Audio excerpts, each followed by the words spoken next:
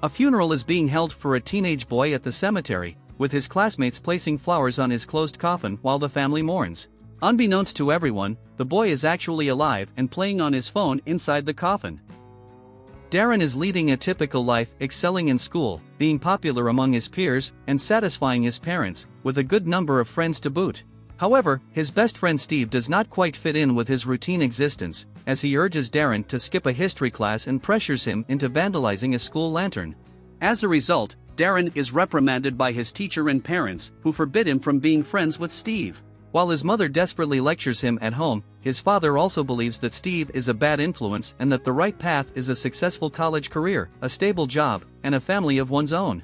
Darren is plagued by a frightening cycle of college, work, and family, but despite his reservations, he doesn't challenge his parents' expectations. The following day, he tells Steve that their friendship must be kept a secret to avoid upsetting his parents. Steve is upset by this and chides Darren for being weak-willed. As they argue, a vintage car emblazoned with the word fate pulls up beside them, and a stranger tosses a flyer out the window before driving away. The flyer invites them to a freak circus performance, which both friends are eager to attend. Unfortunately, Darren is grounded for 2 months and unable to go out, but he sneaks out that night and meets Steve at the circus. The two arrive at an old theater and are greeted by a blood-red moon in the sky. While Steve revels in the sight, fueled by his love of vampires, Darren is fascinated by spiders. After purchasing tickets from a little person, the two friends enter the hall and the show begins.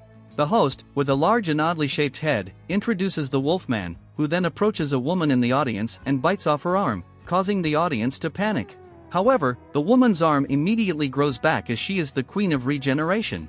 The show continues with the appearance of Boney Alexander, a man with no skin or internal organs in his abdomen, a woman with enormous teeth, and a man with 2 stomachs who can digest any object. Then Evra, a man with snake skin, takes the stage, followed by the spectacular Madame Truska.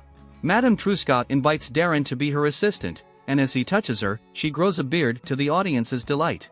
After sensing that something bad is about to happen, Madame Truska turns to Darren and looks into his eyes to see his future. Larton Crepsley, a magician with his spider Madame Octa, takes the stage and captivates Darren, who cannot take his eyes off the spider. Despite the spider's deadly bite, Crepsley controls her with the help of his flute. Steve then tells Darren that Crepsley is a real vampire, as his portrait is in one of the books about vampires. Meanwhile, Crepsley releases Madame Octa into the audience, and she lands on Darren's leg. Crepsley takes the spider and tells the boy that vampires do not exist and that anyone who knows about them would be strangled in their sleep. The performance is interrupted by a group of people fighting against the freaks who enter the hall. Taking advantage of the chaos, Darren runs backstage.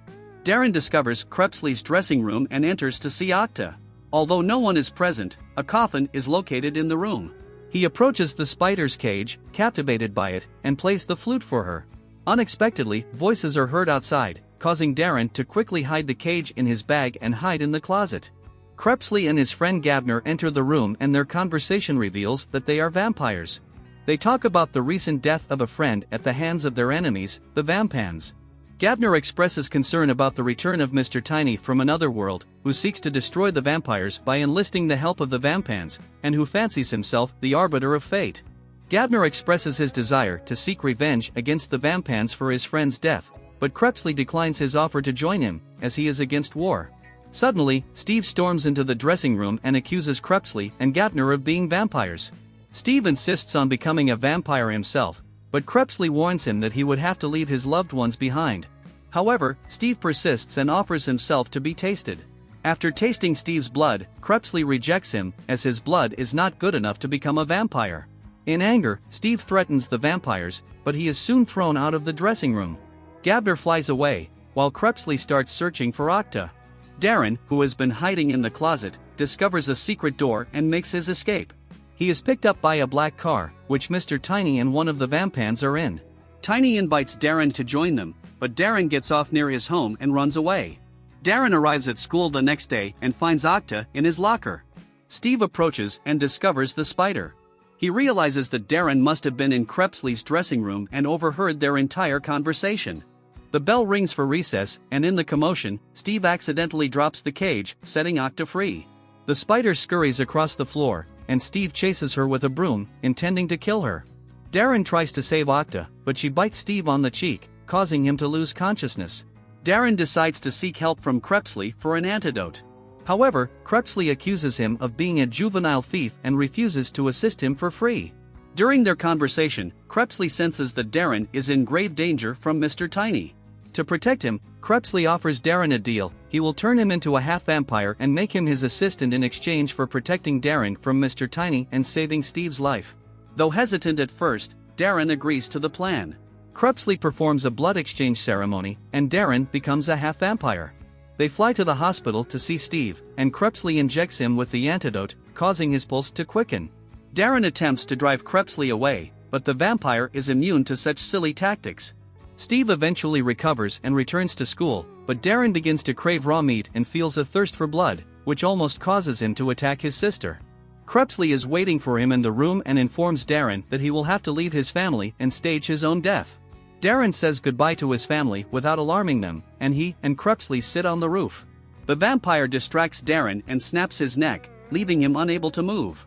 To stage his death, Crepsley throws him off the roof and disappears. Everyone believes Darren to be dead, and during his funeral, Steve places a phone in his friend's hand and notices his vampire claws, causing him to feel betrayed. At night, Crepsley visits the cemetery and unearths Darren's coffin. The boy emerges from the grave, but is immediately confronted by Malak, a vampan. Darren is commanded by Crepsley to return to his grave after detecting Malak's putrid scent.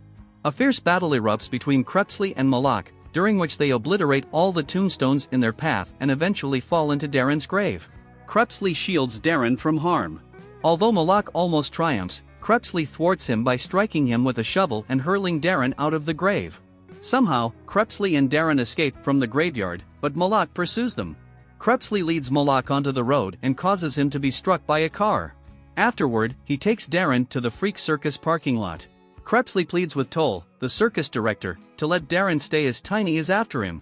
Darren meets Rebecca, a girl, and they eavesdrop on Crepsley's conversation with Toll. Toll agrees to allow Darren to stay provided he works for the good of the camp. Darren will share a tent with Evra, a guy with snakeskin. Darren vows not to drink Evra's blood, and in exchange, Evra permits Darren to play on his drums. Meanwhile, Steve continues to attend school but is unable to forget Darren and contemplates suicide. However, Tiny stops him at the last moment and informs him that Darren is alive but has turned into a vampire and betrayed him. Tiny declares that he needs an assistant, even though he believes his abilities are limitless. Steve seems like a perfect fit for the role, and that evening, Mr. Tiny's car arrives at the freak camp. In a meeting with Toll and Crepsley, Tiny reveals that a war between vampires and vampans is imminent, and two young men will lead it. Therefore, Tiny demands that Darren be handed over to him. Toll asks for time to consider it. The following day, Darren and Rebecca grow closer and share intimate moments. Rebecca reveals that she is a monkey girl with a tail, but Darren is not bothered by it. That evening, Crepsley teaches Darren how to fight as a vampire, knowing that danger is approaching. But Darren lacks strength because he refuses to drink blood. Crepsley plans to address this. Meanwhile, Steve is accepted into the vampan ranks, having successfully completed the harsh initiation ritual. His first victim is his high school history teacher. Crepsley advises Darren that killing is unnecessary, and instead, one can put the victim to sleep with their breath, drink a small amount of their blood, and leave them to awaken without any memory of the encounter. The difference between vampires and vampans lies in their reluctance to kill. Nevertheless, Darren still refuses to drink blood. One night, the vampans arrive at the freak camp in search of Darren. However, he is too weak to defend himself, and Crepsley intervenes by hiding him in his coffin. The freaks manage to drive the vampans away, but they abduct Rebecca and urge Darren to go home. Upon arriving home, Darren realizes that his family has been kidnapped by Tiny and Steve and is being held in the old theater where the circus used to perform. Malak greets Darren at the theater and has hung up his family and Rebecca on the stage. Steve arrives soon after, boasting about the people he has killed and offering to release Darren's family if he kills Rebecca and drinks her blood, and then he joins the vampans. Darren refuses the offer, knowing that he cannot stand up for himself without drinking blood. However, Crepsley arrives at the theater and engages in a fierce fight with Malak. Mr. Tiny observes the scene with interest but refrains from interfering. Using her tail, Rebecca frees herself from the ropes and rushes to Darren. She suggests that he drinks some of her blood, but Darren hesitates, fearing he will lose his humanity. Despite his initial reluctance, Rebecca convinces Darren to drink her blood, and he eventually does. Meanwhile, the fight between Crepsley and Malak intensifies, with Steve soon joining in and stabbing Crepsley with a silver knife. However, Darren, now empowered by drinking blood, intervenes and attacks Steve. In the chaos, Crepsley delivers a fatal blow to Malak and predicts that the war will now begin. Mr. Tiny expresses his satisfaction with the events and thanks everyone involved. However, Darren disagrees, believing that the war can be prevented if no one knows what happened. He confronts Steve, but he cannot bring himself to kill his old friend. Mr. Tiny separates the two, declaring that it's not the time for them to fight each other. The events that unfolded were predicted long ago, and the ultimate battle will occur in the future. Darren makes a final attempt to convince Steve to switch sides, but Steve rejects the offer. Then, Tiny extracts Malak's soul from his body, which shrinks and withers, but remains alive. Tiny and Steve depart for the Vampans. Crepsley uses hypnosis on Darren's parents to erase their memories of the night's events.